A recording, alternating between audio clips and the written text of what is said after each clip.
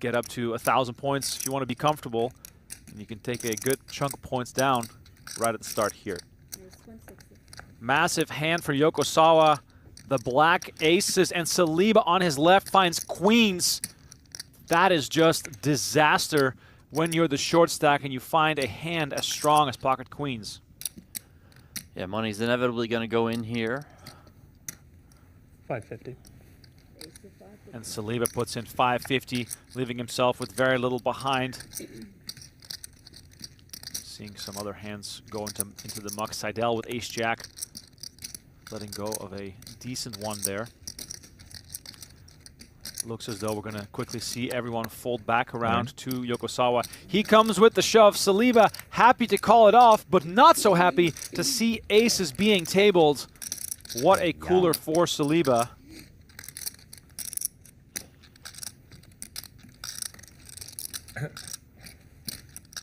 Yokosawa's got him covered by a wide margin, so even if he loses this, it won't even put a dent into his stack.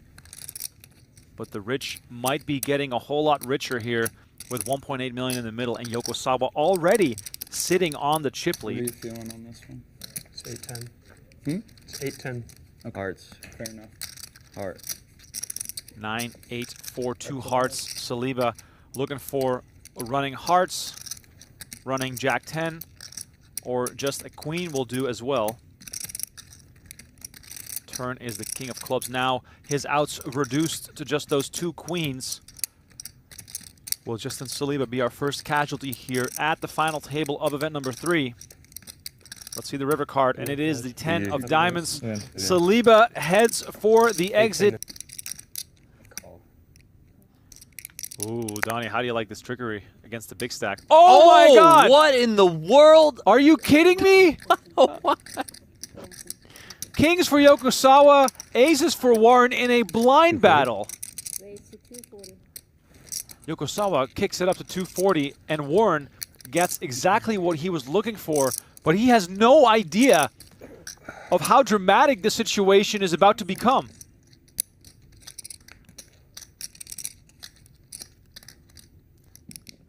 Bit of Hollywood here right off the bat for Warren. Yeah, probably just trying to figure out what sort of sizing he wants to come with on this limp re-raise would be my guess. What would you advise in this situation? 800. I mean, I was going to say 700-ish, around there.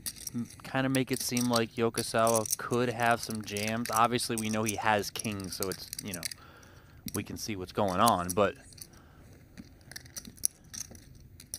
Yokosawa salivating at the idea of getting his opponent all in. He comes with a jam, gets snap called, and he will see the bad news. Wow. The setup of all setups. Just minutes after Yokosawa talked about how lucky he's been for the last 24 hours. we're going to test that luck right now. Yeah, I mean, the luck's about to turn as Warren, How lucky are you feeling? Yeah. with a win here, I feel to take the chip lead. Feel good? yeah. I don't know why. Suits covered, still lucky. Yeah. If he hits a king here, everyone else should just leave. Oh, yeah, absolutely. All right, here comes the flop. Can Yokosawa find some relief? Queen Jack 4, Rainbow rolls off. That's not going to help him. Have a two The King of Spades has been folded. Yokosawa looking for the King of Hearts. Turn card. The 8 of Diamonds. Warren, 95% to double up and take the chip lead. Neil Warren standing up, doing all the right things in hopes of survival. And it's the Ace of Spades that completes the board. Neil Warren with a monster double up. Just practice patience, wait for those hands to come to you, and not really be bothered by whatever external dynamics are going on at the final table. It's not a good sign. I won't answer that right now because we got an all-in. We do have an all-in. Okay, here we go. I just thought the King Deuce was a good time to get talking, but of course it is not.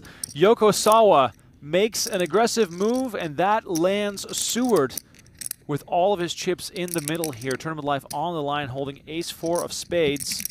Yokosawa with king deuce, still a 33% to reduce this field down to heads-up play, and the king on the flop will make that a whole lot more likely, as Nicholas Seward is now chasing an ace to remain alive in this event. Turn card brings the 5 of hearts. No hearts in play for either player. It is very cut and dry. Nicholas Seward needs an ace to survive, or else we will be heads up between Yokosawa and Neil Warren. Seward, can he find an ace? He can find an ace. No. Oh my God. I would have said yes. From space, baby. I think it's Saved 2.1. by the river. Barry Greenstein, where are you at? Good one. Hello. Chips are going in the pot here for Yokosawa. Aces. Pocket rockets for Yokosawa. 4th time we've seen these today, babe? Yeah, and he's going to try to look as weak as possible, which is tough given these stakes. And Seward finds a big one too. Yeah, he's just on the bad end of another cooler here. 3-handed. I mean, this shallow. King 10 of diamonds for Seward. How can he not put this in here? 700. Makes it 700,000. Now, what's the most believable way Yokosawa can play this? He just jams to make it look like a wider range of hands. Can you call and play this post flop? Yeah, I think limp jam is fine here.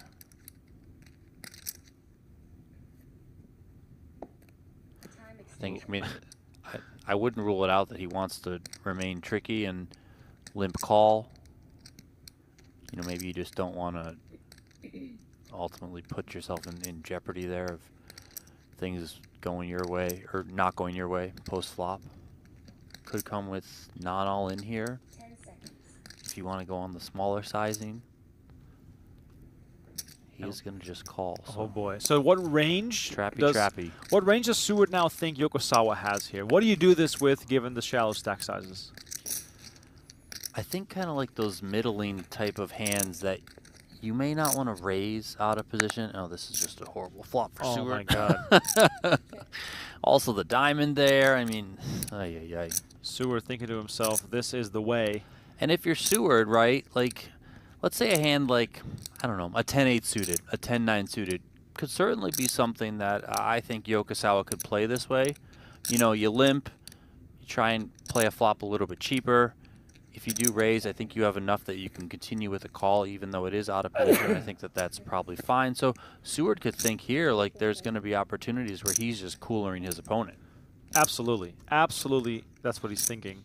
And in this specific scenario right now, Seward betting with a lot of confidence. Action back on Yokosawa. I mean, Yokosawa's in a good spot where, you know, going back to his approach pre-flop, he can just continue to do just this, just call. Just make sure you keep all the bluffs in, should Seward have hands that don't have much equity at all. We can obviously see that, you know, Seward has a hand that he's probably just going to try and take to Value Town, but he's behind here. This is a great card here for Yokosawa.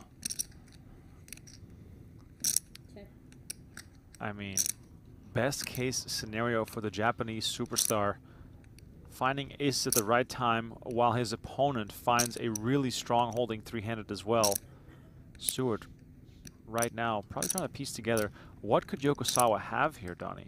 Like, at a certain point, you're going to have to start to worry here, given how shallow the stacks are. Is Yokosawa going to have 9s, 8s, 7s, those types of hands? I don't think he has a lot of 9s, 8s, and 7s. I think there can be some ace-x hands if Yokosawa wants to play those slow. But then again, even going back to pre-flop, maybe he just jams those types of hands. I would lean that it's most likely he's got a 10, even though it's hard because you block a 10. I mean, to me, Yokosawa looks insanely strong right now. Maybe a 4-5 suited, right? Like, I think that's could be in there. Even like a 5-6 suited, which had the gutter on the flop, and then if it's like 5-6 of clubs, for example, has the back doors now. 5 of spades completes the board. 4 million in the middle. Yokosawa does have Seward covered.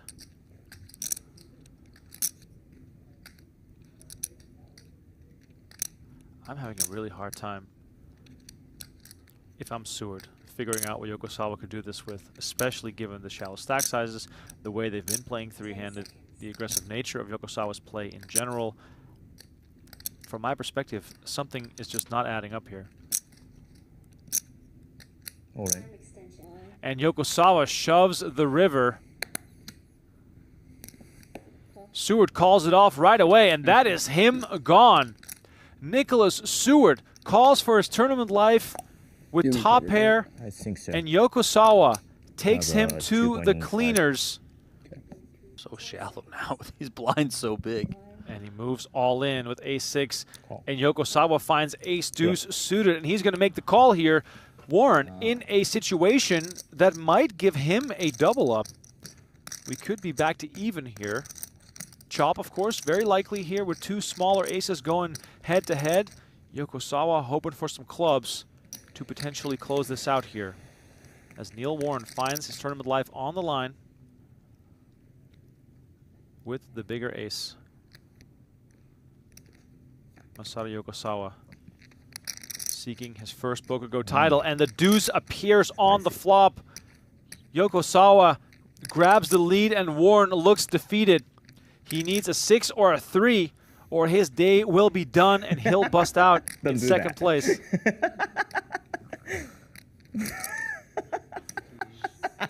Standing up. Yeah, Neil Warren, all the tricks in the book. You have to stand up, grab the backpack, put the jacket on, hoping for some cards on the turn or river. And there it is. There's the backpack. Okay, we're still alive here. Four on He the pushed his chips in. He put the time extensions in. 4 on the turn gives him some additional life here. The river card Ooh. is the deuce of diamonds, and that will end his tournament life. Masato Yokosawa is victorious. He'll take home the title, the crown, the cash, the trophy, and a whole bunch of PGT points. Go!